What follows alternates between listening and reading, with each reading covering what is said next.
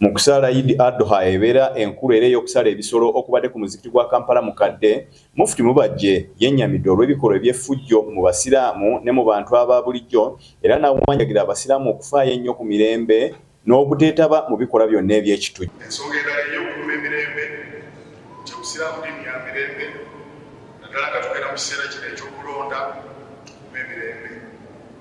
Kibi nnyo buli ekikolwa ky'obutujju kulabikiramu amanya g'abasiraamu. Abasiraamu bwenneko ebikolebwa mu bawarabu naye bannaffe bebiwulira bikukutingana si ddiini, tulina Kulaani, tulina ne hadiisi.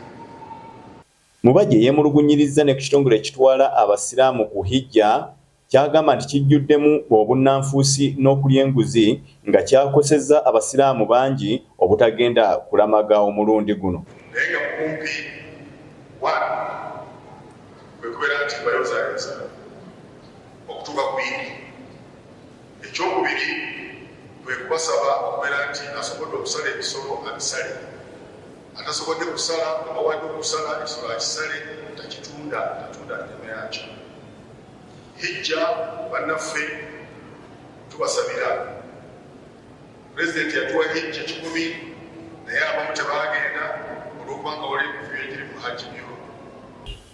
Bino bibadde bikyali awo ate yo ku kisaawe ky'e Nakivubo okusala okubadde mu kisaawe ky'e Nakivubo wennyini akukulembeddemu Seeka Abdurrahman Buyondo n'avumirira nnyo omuze gwa bannaddiini abalumba enzikiriza endala n'abalumba ebyo ebitali byabwe. Tutebenkedde nakyo biidhinillah waliwo abo bali waggulu abasobola okutuusa eddoboozi lyammwe mugende gye bali oba mulina kye mwagala okutuusa eri abo waggulu mukozese olulimi olugwanidde. Mukulembeze eggwanga tebamuwabulira ku buzindaalo abeera wasiibu ab'ebitiibwa.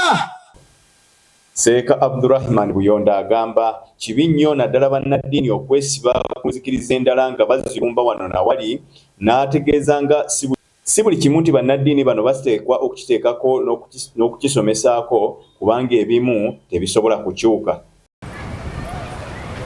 Bw'oyogera n'abantu obalimba, bw'osinkane banno obavuma, olwo umebe tewaliye ne tunakola tutya ng'ebyo tetulina byembagamba niwe tunakola tutya terina gye tugenda abangi mukomewo. Ono ayagala ababaka ba Paalamenti oba ne bannabyabufuzi bonna bayige omuze ogw'okuva mu bifo nga bakyali bawe omukisa abantu abalala abatannajja mu bifo bino.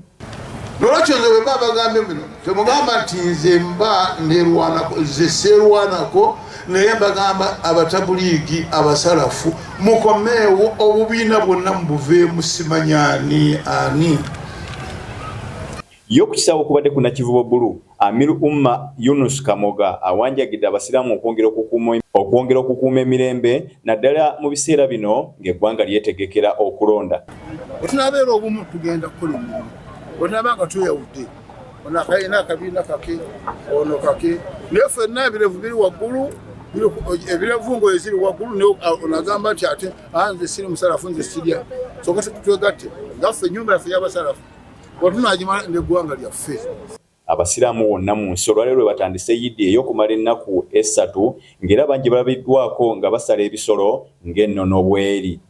Tebaza maama waffe okutuwa ennyama gy'otuwadde, ente zaffe 2 zaatutuuseeko ngaffe abakozi ba KCCRRU tweyanza tweyanzeege.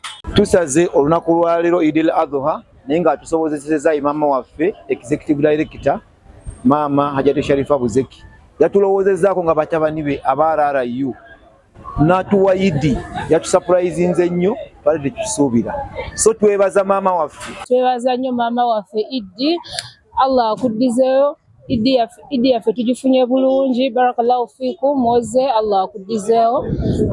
Kyeyune Noah, Beg Television.